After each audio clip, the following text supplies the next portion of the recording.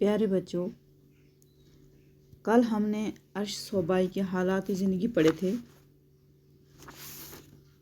عرش صوبائی جو ہیں ان کا اصلی نام ہنس راج ابرول تھا اور تخلص عرش صوبائی تھا۔ تو کل ہم نے ان کے حالات زندگی پڑھے تھے۔ آج ہم ان کی غزلیں پڑھتے ہیں۔ ہمارے نصاب میں ان کی 2 غزلیں شامل ہیں، تو پہلے ہم اس کی پہلی غزل پڑھتے ہیں اور ساتھ ساتھ ہم اس کی تشریح بھی کرتے ہیں۔ پہلی غزل کا پہلا شعر یعنی غزل کا مطلع ہے: کون سا وہ زخم دل تھا جو تر و تازہ نہ تھا، زندگی میں اتنے غم تھے جن کا اندازہ نہ تھا۔ دوسرا شعر ہے: ہم نکل سکتے بھی تو کیوں کر حصار ذات سے، صرف دیواریں ہی دیواریں تھیں دروازہ نہ تھا۔ تیسرا شعر ہے: اس کی آنکھوں سے نمایاں تھی محبت کی چمک، اس کے چہرے پہ نئی تہذیب کا غازہ نہ تھا۔ چوتھا شعر ہے یعنی غزل کا جو مقطع ہے: عرش، اس میں عرش صوبائی نے اپنا تخلص استعمال کیا ہے۔ عرش ان جھیل سی آنکھوں کا اس میں کیا قصور، ڈوبنے والوں کو گہرائی کا اندازہ نہ تھا۔ تو یہ میں نے غزل پڑھی۔ اب ہم اس کی ایک ایک شعر کی الگ الگ کر کے تشریح کرتے ہیں۔ تو پہلا شعر پڑھتے ہیں پھر سے: کون سا وہ زخم دل تھا جو تر و تازہ نہ تھا، زندگی میں اتنے غم تھے جن کا اندازہ نہ تھا۔ اس شعر میں، غزل کے اس شعر میں یعنی غزل کے مطلب میں عرش فرماتے ہیں کہ میں نے زندگی بھر اتنے غم دیکھے ہیں، اتنے غم سہے ہیں جن کا اندازہ ہی نہیں، جو بے شمار ہیں۔ زندگی بھر اتنے غم سہے جن کا شمار ہی نہیں۔ ہر غم تازہ ہے، یعنی پچھلا زخم برتا نہیں جاتا تو ایک نیا زخم لگتا ہے، ایک نیا زخم پیدا ہوتا ہے جس کو سہنا پڑتا ہے۔ کہتا ہے کہ میں نے زندگی بھر دکھ ہی دکھ سہے ہیں، ایک دکھ کا غم مجھے زخم مٹتا نہیں ہے کہ میرا دوسرا زخم تازہ ہو جاتا ہے۔ دوسرا شعر ہے: ہم نکل سکتے بھی تو کیوں کر حصار ذات سے۔ حصار کا مطلب کیا ہوتا ہے؟ احاطہ، 4 دیواری۔ حصار ذات سے، صرف دیواریں ہی دیواریں تھیں دروازہ نہ تھا۔ اس شعر میں یعنی غزل کے اس شعر میں عرش فرماتے ہیں کہ میں اپنے وجود کے قید خانے میں اس طرح قید ہوں، اگر نکلنا بھی چاہتا ہوں تو کس طرح نکل نہیں پاتا۔ اس قید سے نکلنے کی کوئی صورت ہی نظر نہیں آتی، کیونکہ زندگی ایک ایسی قید ہے جس سے انسان اپنے اختیار سے نہیں نکل سکتا۔ یعنی اس کا شاعر کا مطلب یہ ہے، اس کا کہنے کا مطلب یہ ہے کہ انسان جو ہے وہ اپنی زندگی میں جتنی زندگی اس کو اللہ تعالیٰ نے مقرر کر کے دی ہے، مقرر زندگی ہوتی ہے، مقرر ٹائم ہوتا ہے اس کی زندگی کا، وہ اس میں زندہ رہتا ہے۔ اگر وہ مرنا بھی چاہے، اس کا کہنے کا مطلب اگر اس دنیا سے آزادی بھی چاہے تو وہ آزاد نہیں ہو سکتا۔ یعنی وہ اپنے وجود کی دیواروں میں گرا ہوا ہوتا ہے، اس میں قید ہوتا ہے۔ وہ موت کو مانگ کر بھی، موت چاہ کر بھی وہ موت مرتا نہیں، کیونکہ وہ اس زندگی کے قید خانے میں قید ہوتا ہے اور یہ زندگی جو ہے اس کے اختیار میں نہیں ہے۔ تیسرا شعر ہے: اس کی آنکھوں سے نمایاں تھی محبت کی چمک، اس کے چہرے پہ نئی تہذیب کا غازہ نہ تھا۔ اس شعر میں عرش فرماتے ہیں کہ میں نے اپنے محبوب کی آنکھوں میں محبت کا اظہار عیاں دیکھا ہے، یعنی ظاہر دیکھا ہے۔ جس نئی تہذیب نے انسان کے اندر عیاری اور فریب کاری پیدا کی ہے، بلکہ سوز و گداز کی کیفیت کو بھی ختم کیا ہے، مگر میرے محبوب پر اس نئی تہذیب کا اثر غالب نہیں ہوا ہے۔ نہ اس نے اپنے چہرے کو بناوٹی رنگ سے رنگا ہے، بلکہ اس کے اندر محبت کا جذبہ موجود ہے، یعنی میرے محبوب پر نئی تہذیب کا نقلی پن نہیں آیا۔ جو نئی تہذیب کا جو نقلی پن ہوتا ہے، اس کا جو فریب ہے، اس کا جو اثر ہے، یہ میرے محبوب پر نہیں آیا ہے، کیونکہ وہ ابھی بھی مجھے ابھی بھی لگتا ہے کہ اس کی آنکھوں میں میرے لیے محبت ہے۔ غزل کا آخری شعر: عرش ان جھیل سی آنکھوں کا اس میں کیا قصور، ڈوبنے والوں کو گہرائی کا اندازہ نہ تھا۔ اس شعر میں یعنی غزل کے مقطع میں عرش فرماتے ہیں کہ لوگ میرے محبوب کی آنکھوں کو دیکھ کر اس کی محبت میں کھو جاتے ہیں۔ اس میں میرے محبوب کا کیا قصور، بلکہ قصور تو ان لوگوں کا ہے جن کو میرے محبوب کی جھیل جیسی آنکھوں کی گہرائی کا کوئی اندازہ ہی نہیں۔ یہ تھی اس کی ایک غزل۔ اب دوسری غزل ہے، پہلے میں غزل پڑھتی ہوں، اس کے بعد اس کی تشریح کروں گی۔ پہلے پوری غزل پڑھتی ہوں۔ غزل نمبر 2، یہ عرش صوبائی کی دوسری غزل ہے۔ ہر ایک رنگ میں کاٹیں گے ہم سزا ہی سہی، یہ زندگی کسی مفلس کی بد دوا ہی سہی، نہ بھول اس کو کہ میں نے تجھے کیا تخلیق، یہ اور بات ہے تو وقت کا خدا ہی سہی۔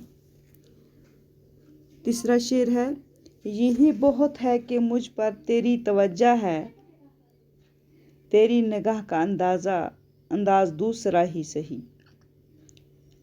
اگلا شعر ہے، یعنی اس غزل کا جو دوسری غزل کا مقطع ہے: وہ میری روح میں تحلیل ہو چکا ہے، وہ میری روح میں تحلیل ہو گیا، گلا ملا ہوا نا، ملا جلا یعنی گل مل جانا، تحلیل ہو چکا ہے عرش، اگر وہ مجھ سے جدا ہے چلو جدا ہی سہی۔ اس شعر میں غزل کے مطلب میں عرش فرماتے ہیں ہر ایک رنگ، یعنی اس شعر میں عرش کہتے ہیں کہ میری زندگی میں غموں اور پریشانیوں کے سوا کچھ نہیں، شاید کسی مظلوم نے میرے حق میں بد دعا کی ہے، مجھے کسی مظلوم کی بد دعا لگ گئی ہے، اسی کی وجہ سے میں ہر وقت غموں میں پریشانیوں میں مبتلا رہتا ہوں، لیکن پھر بھی مجھے اپنی زندگی سے محبت ہے اور میں ہر حال میں اس زندگی کو جینے کا حوصلہ رکھتا ہوں، مجھ میں ہمت ہے، میں زندگی جینا چاہتا ہوں، میں زندگی سے ہار کر خدا کا ملعون نہیں بننا چاہتا۔ شاعر کہتا ہے کہ میری زندگی تمام جو گزری ہے وہ پریشانیوں میں، غموں میں، لیکن میں حوصلہ رکھتا ہوں، مجھے ہمت ہے، میں صبر سے کام لے کر اس زندگی کو گزارنا چاہتا ہوں، مجھے جینے کا حوصلہ ہے اور میں اپنی زندگی کو ہار کر خدا کا ملعون نہیں بننا چاہتا۔ دوسرا شعر: نہ اس کو بھول کے میں نے تجھے کیا تخلیق، یہ اور بات ہے تو وقت کا خدا ہی سہی۔ عرش فرماتے ہیں شعر میں کہ اے احسان فراموش انسان، کب تک تو اپنے کبر اور غرور پر اڑا رہے گا، کب تک اپنے آپ کو وقت کا خدا تصور کرتا پھرے گا۔ تو اس بات کو مت بھول کہ تمہیں اس مقام پر کس نے پہنچایا، تمہیں اپنی حقیقت کو نہیں بھولنا چاہیے، ذرا اس بات پر غور کر کہ تجھے تخلیق کس نے کیا ہے، یعنی تجھے پیدا کس نے کیا ہے۔ جس خدا نے تجھے پیدا کیا ہے تو اس کو کیوں نہیں مانتا، تو اپنے آپ کو کیوں وقت کا خدا سمجھنے لگا ہے، تو کیوں تکبر کرتا ہے۔ تیسرا شعر ہے: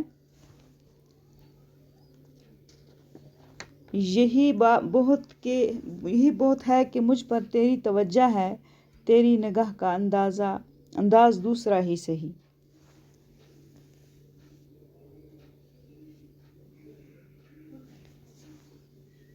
اس شعر میں عرش فرماتے ہیں،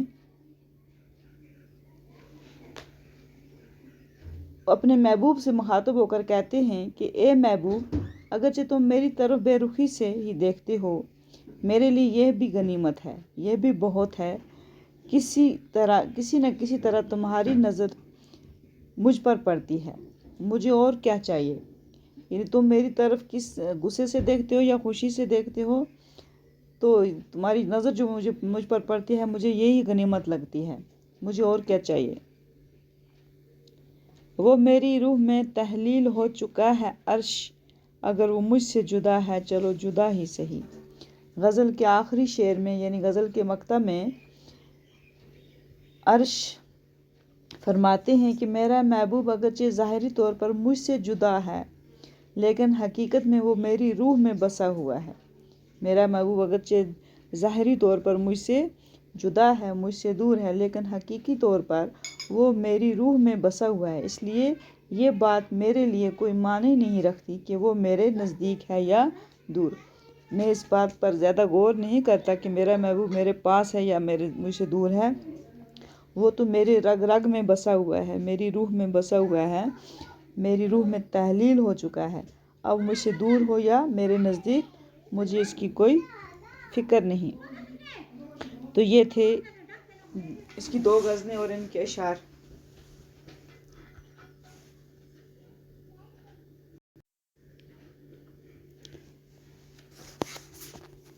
اب اس کا جو ہیں اس غزل کے معنی وہ ہم پڑھتے ہیں۔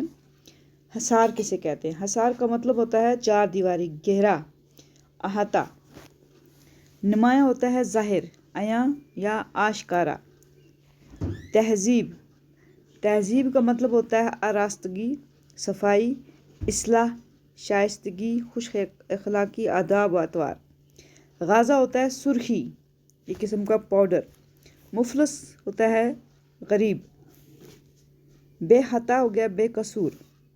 تخلیق کرنا ہو گیا پیدا کرنا یا خلق کرنا۔ تحلیل ہو گیا حل ہو جانا یا گل جانا، حصہ بن جانا۔ تو ہم پہلے ان 2 غزلوں کی ہم توضیحات پڑھتے ہیں۔ پہلی غزل کے دوسرے شعر میں حصار ذات سے شاعر کی مراد کیا ہے؟ یعنی شاعر کی مراد اپنی ذات یعنی اپنے وجود کے خول میں قید ہو جانا ہے۔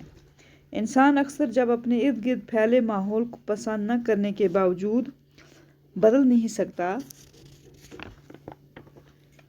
اس سے فرار حاصل کرنے کے لیے اپنے آپ میں کھو جاتا ہے، پھر ارد گرد ہونے والے ناپسندیدہ واقعات اسے متاثر نہیں کرتے۔ دوسرا ہے اس میں چہرے پہ نئی تہذیب کا غازہ نہ ہونے سے کیا مراد ہے؟ چہرے پہ نئی تہذیب کا غازہ نہ ہونے سے شاعر کی مراد نئی تہذیب سے متاثر نہ ہونا ہے۔ تو یہ تھا اس کے توضیحات، یعنی غزل کو سمجھنے کے لیے، یعنی حصار ذات کس کو کہتے ہیں یا غازہ کسے کہتے ہیں، اس کا مطلب بتایا گیا ہے۔